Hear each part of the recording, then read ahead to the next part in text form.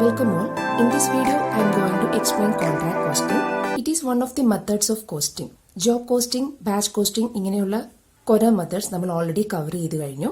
അതുപോലെ തന്നെയുള്ള ഒരു മെത്തേഡ് ഓഫ് കോസ്റ്റിംഗ് ആണ് കോൺട്രാക്ട് കോസ്റ്റിംഗ് എന്ന് പറയുന്നത്. Okay, and it is a method of ascertaining cost, profit or loss of a contract. Okay, ഒരു കോൺട്രാക്ടിന്റെ ടോട്ടൽ കോസ്റ്റ് അല്ലെങ്കിൽ ഒരു കോൺട്രാക്ട് വർക്കിന്റെ ടോട്ടൽ കോസ്റ്റ് അസർട്ടൈൻ ചെയ്യുന്നതിന് വേണ്ടിയിട്ടും അതുപോലെ തന്നെ അതിൽ നിന്ന് എത്രമാത്രം പ്രോഫിറ്റ് ആണ് ഉണ്ടാകുന്നത് അല്ലെങ്കിൽ ലോസ് ആണ് ഉണ്ടാകുന്നത് എന്നൊക്കെ അറിയുന്നതിന് വേണ്ടിയിട്ട് നമ്മൾ അപ്ലൈ ചെയ്യുന്ന ഒരു മെത്തേഡാണ് കോൺട്രാക്ട് കോസ്റ്റിംഗ് എന്ന് പറയുന്നത്. ഓക്കെ, അപ്പോൾ കൺസ്ട്രക്ഷൻ റിലേറ്റഡ് വർക്ക്സ് ഒക്കെ നടക്കുന്ന ഫേംസിലാണ് കോൺട്രാക്ട് കോസ്റ്റിംഗ് മെത്തേഡ് കൂടുതൽ സ്യൂട്ടബിൾ ആയിട്ടുള്ളത്. അപ്പോൾ കോൺട്രാക്ട് കോസ്റ്റിംഗിന്റെ കൂടുതൽ ഡീറ്റെയിൽസിലേക്ക് നമുക്ക് പോകാം.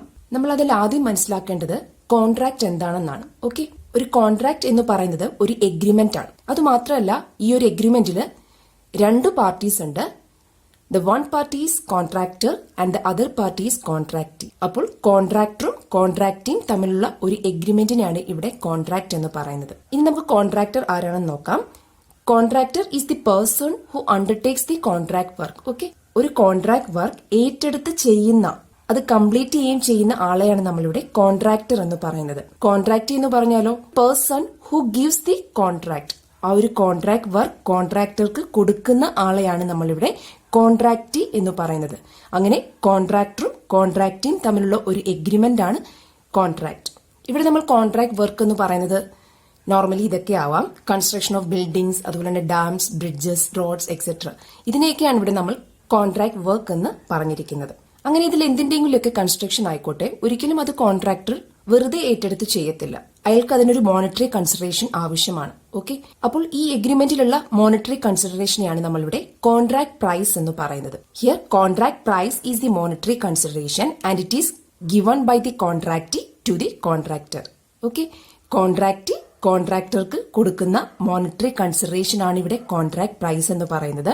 ആ ഒരു വർക്ക് ഏറ്റെടുത്ത് അത് കംപ്ലീറ്റ് ചെയ്ത് കൊടുക്കുന്നതിന് വേണ്ടിയിട്ടുള്ള മോണിറ്ററി കൺസിഡറേഷൻ ആണ് കോൺട്രാക്ട് പ്രൈസ്. അങ്ങനെയുള്ള കാര്യങ്ങൾ, കോൺട്രാക്ട് പ്രൈസ് എത്രയാണ്, അതുപോലെ തന്നെ ബാക്കിയുള്ള ടേംസ് ആൻഡ് കണ്ടീഷൻസ് എന്തൊക്കെയാണ്, ഇങ്ങനെയുള്ള കാര്യങ്ങളെല്ലാം തന്നെ ഈ എഗ്രിമെന്റിൽ പറഞ്ഞിട്ടുണ്ടായിരിക്കും. ഓക്കെ, ഇനി നമ്മൾ അറിയേണ്ട കാര്യം എന്ന് പറയുന്നത്, ഈ ഒരു കോൺട്രാക്ടർ ഒരേ സമയം നമ്പർ ഓഫ് കോൺട്രാക്ട് വർക്ക് ഏറ്റെടുത്ത് ചെയ്യുന്നുണ്ടായിരിക്കാം. ഓക്കെ, അയാൾക്ക് നമ്പർ ഓഫ് വർക്ക്സ് ആയി ഡിഫറെന്റ് പ്ലേസസിൽ ഉണ്ടായിരിക്കാം.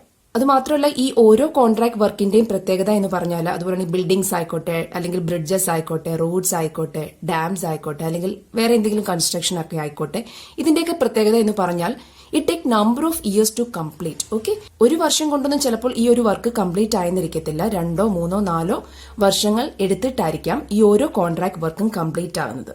So, the contractor is interested in knowing the profit or loss of each contract. ഇല്ലേ, അല്ല എത്ര കോൺട്രാക്ട് ആണോ ഏറ്റെടുത്ത് ഒരേ സമയം ചെയ്യുന്നത്, ആ ഓരോ കോൺട്രാക്ടിന്റെയും അല്ലെങ്കിൽ ആ ഓരോ കോൺട്രാക്റ്റിൽ നിന്നും ഉണ്ടാകുന്ന പ്രോഫിറ്റ് എത്രയാണ് അല്ലെങ്കിൽ ലോസ് ആണോ, അതുപോലെ തന്നെ ഓരോ കോൺട്രാക്ടിന്റെയും ടോട്ടൽ കോസ്റ്റ് എത്രമാത്രമാണ്, ഇങ്ങനെയൊക്കെ അറിയാനായിട്ട് കോൺട്രാക്ടർക്ക് വളരെയധികം ഇൻട്രസ്റ്റ് ഉണ്ടായിരിക്കും.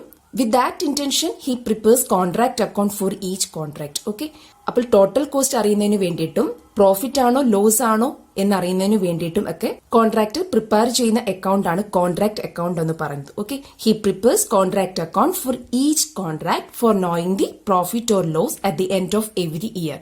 അപ്പോൾ ഈ കോൺട്രാക്ട് അക്കൗണ്ട് പ്രിപ്പയർ ചെയ്യുന്നത് എല്ലാ ഫിനാൻഷ്യൽ ഇയറിന്റെയും എൻഡിലാണ്. അതിൽ എത്ര കോൺട്രാക്ട് അണ്ടർടേക്ക് ചെയ്യുന്നുണ്ടോ ആ ഓരോ കോൺട്രാക്ടിന്റെയും സെപ്പറേറ്റ് ആയിട്ട് കോൺട്രാക്ട് അക്കൗണ്ട് പ്രിപ്പയർ ചെയ്യുന്നു at the end of the financial ഇയറിന്റെ എൻഡിൽ. ഓക്കെ, അങ്ങനെ ഫിനാൻഷ്യൽ ഇയറിന്റെ എൻഡിൽ കോൺട്രാക്ടർ നോക്കുമ്പോഴത്തേക്ക് രണ്ട് തരത്തിലുള്ള കോൺട്രാക്ട് നോർമലി ഉണ്ടാകാം. കംപ്ലീറ്റഡ് കോൺട്രാക്റ്റും ഉണ്ടാകാം, ഇൻകംപ്ലീറ്റ് കോൺട്രാക്റ്റും ഉണ്ടാകാം. ഓക്കെ, നമുക്കാദ്യം കംപ്ലീറ്റഡ് കോൺട്രാക്ട് എന്താന്ന് നോക്കാം. ഫിനാൻഷ്യൽ ഇയറിന്റെ എൻഡിൽ അക്കൗണ്ട്സ് പ്രിപ്പയർ ചെയ്യുന്ന ടൈമിൽ കംപ്ലീറ്റ് ആയ കോൺട്രാക്ടിനെയാണ് നമ്മളിവിടെ കംപ്ലീറ്റഡ് കോൺട്രാക്ട് എന്ന് പറയുന്നത്. ദാറ്റ് മീൻസ് ആ ഒരു കോൺട്രാക്ട് വർക്ക് ഒരു വർഷം കൊണ്ട് തന്നെ കംപ്ലീറ്റ് ആയി കഴിഞ്ഞു. ഓക്കെ, അതിനാണ് കംപ്ലീറ്റഡ് കോൺട്രാക്ട് എന്ന് പറയുന്നത്. At the same time incomplete contract എന്ന് പറയുമ്പോഴത്തേക്ക് കംപ്ലീറ്റ് ആകാത്ത കോൺട്രാക്ട് ഫിനാൻഷ്യൽ ഇയറിന്റെ എൻഡിലെ അക്കൗണ്ട്സ് പ്രിപ്പയർ ചെയ്യുന്ന ടൈമിൽ നോക്കുമ്പോൾ കംപ്ലീറ്റ് ആകാത്ത കോൺട്രാക്ടിനെയാണ് ഇൻകംപ്ലീറ്റ് കോൺട്രാക്ട് എന്ന് പറയുന്നത്. ദാറ്റ് മീൻസ് അതിന്റെ വർക്ക് നടന്നുകൊണ്ടേയിരിക്കുന്നതേ ഉള്ളൂ. അങ്ങനെയുള്ള കോൺട്രാക്ടിനെയാണ് നമ്മളിവിടെ ഇൻകംപ്ലീറ്റ് കോൺട്രാക്ട് എന്ന് പറയുന്നത്. സോ നമുക്ക് എക്സാമിന് ഒരു ക്വസ്റ്റ്യൻ വരുമ്പോൾ, കോൺട്രാക്ട് കോസ്റ്റിംഗിൽ നിന്നൊരു ക്വസ്റ്റ്യൻ വരുമ്പോൾ നമ്മൾ ആദ്യം നോക്കേണ്ടത് അത് കംപ്ലീറ്റഡ് കോൺട്രാക്ട് ആണോ ഇൻകംപ്ലീറ്റ് കോൺട്രാക്ട് ആണോ എന്നുള്ളതാണ്. കാരണം ഈ രണ്ട് കോൺട്രാക്റ്റിനും സെപ്പറേറ്റ് ആയിട്ട് കുറച്ച് ട്രീറ്റ്മെന്റ് കോൺട്രാക്ട് കോസ്റ്റിംഗിൽ വരുന്നുണ്ട്. ഓക്കെ, നമുക്ക് ഇന്നത്തെ ക്ലാസ്സിൽ കംപ്ലീറ്റഡ് കോൺട്രാക്ട് അക്കൗണ്ട് പ്രിപ്പയർ ചെയ്യുന്നത് എങ്ങനെയാണെന്ന് നോക്കാം. അപ്പോൾ നമ്മൾ തൊട്ടുമുമ്പ് പറഞ്ഞ പോലെ തന്നെ കോൺട്രാക്ട് അക്കൗണ്ട് പ്രിപ്പയർ ചെയ്യുന്നത് കോൺട്രാക്ടർ ആണ് at the end of the financial year. ഈ ഒരു കോൺട്രാക്ട് അക്കൗണ്ടിന്റെ നേച്ചർ എന്ന് പറയുന്നത് ഒരു നോമിനൽ അക്കൗണ്ട് ആണ്. നമുക്ക് ട്രേഡിംഗ് ആൻഡ് P&L അക്കൗണ്ട് ഒക്കെ അറിയാം. അതുപോലെ തന്നെ അല്ലെങ്കിൽ ആ ഒരു നേച്ചറിലുള്ള ഒരു നോമിനൽ അക്കൗണ്ട് തന്നെയാണ് കോൺട്രാക്ട് അക്കൗണ്ട് എന്ന് പറയുന്നത്. ഓക്കെ, നമുക്കൊരു സിമ്പിൾ കോൺട്രാക്ട് അക്കൗണ്ടിന്റെ ഫോർമാറ്റ് നോക്കാം. ഇതൊരു സിമ്പിൾ കംപ്ലീറ്റഡ് കോൺട്രാക്ട് അക്കൗണ്ടിന്റെ ഫോർമാറ്റ് ആണ്. ഇതൊരു നോമിനൽ അക്കൗണ്ടിന്റെ നേച്ചർ ആയതുകൊണ്ട് തന്നെ നമ്മൾ എല്ലാ എക്സ്പെൻസസിനും ഇവിടെ ഡെബിറ്റ് ചെയ്യും. ദാറ്റ് മീൻസ് ഒരു പർട്ടിക്കുലർ കോൺട്രാക്ട് വർക്ക് ചെയ്യുന്നതിന് വേണ്ടിയിട്ട് കോൺട്രാക്ടർക്ക് എത്രമാത്രം എക്സ്പെൻസസ് ഉണ്ടായിട്ടുണ്ടോ ആ എക്സ്പെൻസസിന് എല്ലാം തന്നെ നമ്മൾ ഇവിടെ കോൺട്രാക്ട് അക്കൗണ്ടിൽ ഡെബിറ്റ് ചെയ്യാണ് ചെയ്യുന്നത്. അല്ലെങ്കിൽ വേറൊരു രീതി പറയുകയാണെങ്കിൽ ആ ഒരു പർട്ടിക്കുലർ കോൺട്രാക്ടിലേക്ക് എന്തൊക്കെ കാര്യങ്ങൾ കൊടുക്കുന്നു, ഓക്കെ, അതിനെല്ലാം നമ്മളിവിടെ ഡെബിറ്റ് ചെയ്യുന്നു. അതുപോലെ തന്നെ ആ കോൺട്രാക്റ്റിൽ നിന്ന് എന്തൊക്കെ കാര്യങ്ങൾ പുറത്തേക്ക് വരുന്നു നമ്മൾ അതിനെയെല്ലാം ഇവിടെ ക്രെഡിറ്റ് ചെയ്യും. ഓക്കെ, അപ്പൊ നമുക്ക് ഡെബിറ്റ് ചെയ്യുന്ന ഐറ്റംസ് എന്തൊക്കെയാന്ന് നോക്കാം. നോർമലി ഇതൊക്കെ ആയിരിക്കും വരിക: to materials, direct wages, direct expenses, indirect expenses, അതുപോലെ തന്നെ പ്ലാന്റ് ഇഷ്യൂഡ്. നെക്സ്റ്റ് ക്രെഡിറ്റ് സൈഡിൽ വരുന്ന ഐറ്റംസ് ഇതൊക്കെയാണ്. Materials at site, that means financial ഇയറിന്റെ എൻഡില് ആ സൈറ്റിലുള്ള ക്ലോസിംഗ് മെറ്റീരിയൽസ് ആണ്, അത് നമ്മളിവിടെ ക്രെഡിറ്റ് ചെയ്യും. അതുപോലെ തന്നെ planted site, that means financial ഇയറിന്റെ എൻഡിലുള്ള പ്ലാന്റിന്റെ വാല്യൂ ആണ്, അത് നമുക്ക് ക്വസ്റ്റനിൽ തന്നിട്ടുണ്ടായിരിക്കും, അത് നമ്മൾ ക്രെഡിറ്റ് ചെയ്യും. അതുപോലെ തന്നെ മെറ്റീരിയൽസ് റിട്ടേൺ, പ്ലാന്റ് റിട്ടേൺ, ഇനി ഒരുപാട് ഐറ്റംസ് ഉണ്ട്. ഡെബിറ്റിലും ക്രെഡിറ്റിലും ഒക്കെ പറ്റുന്ന ഒരുപാട് ഐറ്റംസ് ഉണ്ട്, അതൊന്നും ഞാനിവിടെ കാണിച്ചിട്ടില്ല. ഇതൊരു സിമ്പിൾ പ്രോബ്ലം ആണ് നമ്മൾ ഇന്ന് ചെയ്യുന്നത്. ഓക്കെ, പിന്നെ ക്രെഡിറ്റ് സൈഡിൽ ഏറ്റവും ലാസ്റ്റ് വരുന്ന ഐറ്റം എന്ന് പറയുന്നത് ഇതാണ്, ബൈ കോൺട്രാക്ടീസ് അക്കൗണ്ട്. ഓക്കെ, അതെന്ന് പറയുന്നത് കോൺട്രാക്ട് പ്രൈസ് ആണ് നമ്മളിവിടെ എമൗണ്ട് കോളത്തിൽ കാണിക്കേണ്ടത്. ഇത്രയും കാര്യങ്ങൾ നമ്മൾ എഴുതി കഴിഞ്ഞാൽ നമ്മൾ അക്കൗണ്ട് ബാലൻസ് ചെയ്യുന്നു. അക്കൗണ്ട് ബാലൻസ് ചെയ്യുമ്പോഴത്തേക്ക് ക്രെഡിറ്റ് സൈഡ് ആണ് ഡെബിറ്റ് സൈഡിനേക്കാൾ കൂടി നിൽക്കുന്നതെങ്കിൽ നമുക്ക് കിട്ടുന്നത് പ്രോഫിറ്റ് ആയിരിക്കും. ഓക്കെ, നമ്മൾ കിട്ടുന്ന പ്രോഫിറ്റിനെ നമ്മൾ P&L അക്കൗണ്ടിലേക്ക് ട്രാൻസ്ഫർ ചെയ്യുന്നു. ഇനിയും ഡെബിറ്റ് സൈഡ് ആണ് ക്രെഡിറ്റ് സൈഡിനേക്കാൾ കൂടി നിൽക്കുന്നതെങ്കിൽ നമുക്ക് കിട്ടുന്ന ബാലൻസിംഗ് ഫിഗർ ക്രെഡിറ്റ് സൈഡിൽ വരും. അതെന്ന് പറയുന്നത് ലോസ് ആയിരിക്കും. ആ ലോസിനെ നമ്മൾ P&L അക്കൗണ്ടിലേക്ക് ട്രാൻസ്ഫർ ചെയ്യും. ഓക്കെ, അപ്പോൾ ഇതെന്ന് പറയുന്നത് ഒരു സിമ്പിൾ കംപ്ലീറ്റഡ് കോൺട്രാക്ട് അക്കൗണ്ടിന്റെ ഫോർമാറ്റ് ആണ്. ഇതൊരു കംപ്ലീറ്റഡ് കോൺട്രാക്ട് അക്കൗണ്ട് ആയതുകൊണ്ടാണ് ഇതിന്റെ ക്രെഡിറ്റ് സൈഡിലെ നമ്മൾ കോൺട്രാക്ടീസ് അക്കൗണ്ട് എന്നും പറഞ്ഞ് കോൺട്രാക്ട് പ്രൈസിനെ നമ്മൾ ക്രെഡിറ്റ് ചെയ്തത്. ഓക്കെ, നമുക്ക് നേരെ ഒരു പ്രോബ്ലത്തിലേക്ക് പോകാം. അപ്പൊ ഇതൊന്നുകൂടി ക്ലിയർ ആവും. The following particulars were extracted from the books of a construction company for the year ended 31st March 2019. Okay, contract price rupees 8 lakhs, materials purchased 3,22,000, wages paid 2,30,000, direct charges 20,000, establishment charges 15,000, plant issued 2 lakhs, materials at site 12,000. The contract is completed during the year and the full amount is received from the contractee. Charge 20% depreciation on plant. Prepare contract account and contractees account for the accounting year. Okay, അപ്പോൾ നമുക്ക് ക്വസ്റ്റനിൽ തന്നിരിക്കുന്നത് ഒരു construction കമ്പനിയുടെ 31st March 2019 end ചെയ്യുന്ന ഒരു ഇയറിലെ cost ഡേറ്റയാണ്. ഇത് വെച്ചിട്ട് നമ്മളോട് പ്രിപ്പയർ ചെയ്യാൻ പറഞ്ഞിരിക്കുന്ന ഇതൊക്കെയാണ്: contract account and contractee's account. Okay, നമുക്കിവിടെ കോൺട്രാക്ട് അക്കൗണ്ടും പ്രിപ്പയർ ചെയ്യണം, കോൺട്രാക്ടീസ് അക്കൗണ്ടും പ്രിപ്പയർ ചെയ്യണം. നമുക്കിനി ക്വസ്റ്റ്യൻ ഡീറ്റെയിൽ ആയിട്ട് നോക്കാം. ആദ്യം തന്നിരിക്കുന്ന കോൺട്രാക്ട് പ്രൈസ് ആണ്, ദാറ്റ് ഈസ് rupees 8 lakhs. എന്ന് വെച്ചാൽ 8 ലക്ഷം രൂപയുടെ ഒരു കോൺട്രാക്ട് വർക്കായിരുന്നു അത്. കോൺട്രാക്ട് കോസ്റ്റിംഗിൽ ഒരു ക്വസ്റ്റ്യൻ കിട്ടിക്കഴിഞ്ഞാൽ ഞാൻ തൊട്ടുമുമ്പ് പറഞ്ഞ പോലെ തന്നെ നമ്മൾ ആദ്യം നോക്കേണ്ടത് ഈ ഒരു കോൺട്രാക്ട് കംപ്ലീറ്റഡ് ആണോ അതോ ഇൻകംപ്ലീറ്റ് ആണോ എന്നാണ്. ഓക്കെ, പക്ഷേ ഈ ക്വസ്റ്റ്യനിൽ പറഞ്ഞിട്ടുണ്ടായിരുന്നു the contract is completed during the year. Okay, and the full amount is receive from the contractee. That means ആ ഒരു വർഷം കൊണ്ട് തന്നെ അല്ലെങ്കിൽ ആ ഒരു ഫിനാൻഷ്യൽ ഇയറിന്റെ എൻഡിന് മുമ്പ് തന്നെ ഈ കോൺട്രാക്ട് വർക്ക് കംപ്ലീറ്റ് ആയി കഴിഞ്ഞിരുന്നു. Okay, and the full amount is receive from the contractee. കോൺട്രാക്ടർക്ക് കോൺട്രാക്ടറുടെ കയ്യിൽ നിന്ന് അയാൾക്ക് കിട്ടേണ്ടിയിരുന്ന കോൺട്രാക്ട് പ്രൈസ് കംപ്ലീറ്റ് ആയിട്ട് കിട്ടിക്കഴിഞ്ഞിട്ടുണ്ട് എന്ന് ക്വസ്റ്റനിൽ തന്നെ പറഞ്ഞിട്ടുണ്ട്. കോൺട്രാക്ട് പ്രൈസ് എന്ന് പറഞ്ഞാൽ 8 lakhs ആണ്. ദാറ്റ് മീൻസ് ഈ 8 ലക്ഷം രൂപയും കോൺട്രാക്ടർക്ക് കൊടുത്തു കഴിഞ്ഞു, അല്ലെങ്കിൽ കോൺട്രാക്ടർക്ക് കോൺട്രാക്ടറുടെ കയ്യിൽ നിന്ന് കിട്ടിക്കഴിഞ്ഞു. ഓക്കെ, അപ്പോൾ നമ്മൾ കോൺട്രാക്ട് അക്കൗണ്ട് പ്രിപ്പയർ ചെയ്യുമ്പോൾ ഈ കോൺട്രാക്ട് പ്രൈസ് ആണ് കോൺട്രാക്ട് അക്കൗണ്ടിന്റെ ക്രെഡിറ്റ് സൈഡിൽ നമ്മൾ ബൈ കോൺട്രാക്ടീസ് അക്കൗണ്ട് എന്ന് പറഞ്ഞ് കാണിക്കും. ഓക്കെ, കോൺട്രാക്ട് അക്കൗണ്ടിന്റെ ക്രെഡിറ്റ് സൈഡിൽ ബൈ കോൺട്രാക്ടീസ് അക്കൗണ്ട് എന്ന് പറഞ്ഞ് നമ്മൾ കാണിക്കുന്നത് ഈ കോൺട്രാക്ട് പ്രൈസ് ആണ്. നെക്സ്റ്റ് തന്നിരിക്കുന്നത് materials purchased. Okay, next is wages, direct charges, next is establishment charges. Okay, അപ്പൊ ഇതെല്ലാം തന്നെ എക്സ്പെൻസസ് ആണ്. ഞാൻ തൊട്ടുമുമ്പ് പറഞ്ഞ പോലെ തന്നെ കോൺട്രാക്ട് അക്കൗണ്ട് എന്ന് പറഞ്ഞ നോമിനൽ നേച്ചറിലുള്ള അക്കൗണ്ട് ആണ്. അതുകൊണ്ട് തന്നെ നമ്മൾ എല്ലാ എക്സ്പെൻസസിനെയും, ഓക്കെ, അല്ലെങ്കിൽ ഈ ഒരു കോൺട്രാക്ട് വർക്കിന് വേണ്ടി എന്തൊക്കെ എക്സ്പെൻസസ് ഉണ്ടായോ അതിനെല്ലാം തന്നെ നമ്മൾ ഡെബിറ്റ് ചെയ്യും. ഓക്കെ, അപ്പൊ ഇതെല്ലാം തന്നെ നമ്മൾ കോൺട്രാക്ട് അക്കൗണ്ടിൽ ഡെബിറ്റ് ചെയ്യുന്ന ഐറ്റംസ് ആണ്. നെക്സ്റ്റ് തന്നിരിക്കുന്ന ഐറ്റം എന്ന് പറയുന്നത് ഇതാണ്, plant issued rupees 2 lakh. That means ഈ ഒരു കോൺട്രാക്ട് വർക്ക് ചെയ്യുന്നതിന് വേണ്ടിയിട്ട് കോൺട്രാക്ടർ ആ വർക്ക് സൈറ്റിലേക്ക് ഇഷ്യൂ ചെയ്ത പ്ലാന്റിന്റെ വാല്യൂ ആണ് 2 lakhs എന്ന് പറയുന്നത്. പിന്നെ ഒരു കാര്യം കൂടി നമ്മളോട് ഇതുമായിട്ട് റിലേറ്റഡ് ആയിട്ട് ക്വസ്റ്റനിൽ പറഞ്ഞിട്ടുണ്ടായിരുന്നു. Charge 20% depreciation on plant. Okay, അത് മാത്രമല്ല നമ്മളോട് പറഞ്ഞിരുന്ന എന്താണ്, ഈ ഒരു പ്ലാന്റിന് 20% ഡിപ്രീസിയേഷൻ ചാർജ് ചെയ്യാനും പറഞ്ഞിട്ടുണ്ടായിരുന്നു. അപ്പോൾ ശ്രദ്ധിക്കേണ്ട കാര്യം എന്ന് പറയുന്നത്, ഈ പ്ലാന്റിന്റെ ഈ അഡ്ജസ്റ്റ്മെന്റ് നമുക്ക് 2 രീതിയിൽ കോൺട്രാക്ട് അക്കൗണ്ടിൽ കാണിക്കാം. ഒന്നെങ്കിൽ പ്ലാന്റിന്റെ ഡിപ്രീസിയേഷൻ മാത്രം കണ്ട് നമ്മൾ കോൺട്രാക്ട് അക്കൗണ്ടിൽ ഡെബിറ്റ് ചെയ്യുക. ഓക്കെ, ഡിപ്രീസിയേഷൻ എങ്ങനെയാണ് കാണുന്നത്, ഇവിടെ ഇഷ്യൂ ചെയ്ത പ്ലാന്റിന്റെ വാല്യൂ എന്ന് പറയുന്നത് 2 lakhs ആണ്. 2 lakhs അതിന്റെ 20% ഡിപ്രീസിയേഷൻ ചാർജ് ചെയ്യാനാണ് പറഞ്ഞിരിക്കുന്നത്. 2 lakhs into 20% ഈക്വൽ 40,000 എന്ന് വരും. ഒന്നുകിൽ നമുക്ക് ഈ 40,000 മാത്രം കോൺട്രാക്ട് അക്കൗണ്ടിൽ ഡെബിറ്റ് ചെയ്യാം ഡിപ്രീസിയേഷൻ എന്ന് പറഞ്ഞിട്ട്. അതാണ് ഒരു മാർഗം. ഓക്കെ, രണ്ടാമത്തെ മാർഗം എന്ന് പറയുന്നത് ഇതാണ്. പ്ലാന്റ് ഇഷ്യൂഡ് ഈ 2 lakh നമ്മൾ കോൺട്രാക്ട് അക്കൗണ്ടിൽ ഡെബിറ്റ് ചെയ്യും. എന്നിട്ട് കോൺട്രാക്ട് അക്കൗണ്ടിന്റെ ക്രെഡിറ്റ് സൈഡിൽ പ്ലാന്റ് അറ്റ് സൈറ്റ് എന്ന് പറഞ്ഞിട്ട്, ഓക്കെ, പ്ലാന്റ് അറ്റ് സൈറ്റ് എന്ന് പറഞ്ഞിട്ട് നമ്മൾ അകത്തെ കോളത്തിൽ 2 lakhs എഴുതുന്നു.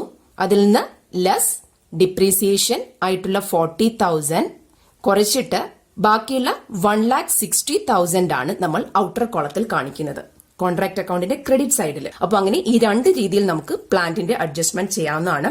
ഇത് തിയറി ക്വസ്റ്റ്യൻ ആയിട്ടും നമുക്ക് എക്സാമിന് ചോദിക്കാവുന്നതാണ്, പ്ലാന്റിന്റെ അഡ്ജസ്റ്റ്മെന്റ് എന്താണ് എന്ന് പറഞ്ഞിട്ട്. ഓക്കെ, നെക്സ്റ്റ് തന്നിരിക്കുന്ന ഐറ്റം എന്ന് പറഞ്ഞ ഇതാണ്. Materials at site 12,000. That means ക്ലോസിംഗിലുള്ള മെറ്റീരിയൽസിന്റെ വാല്യൂ ആണ്.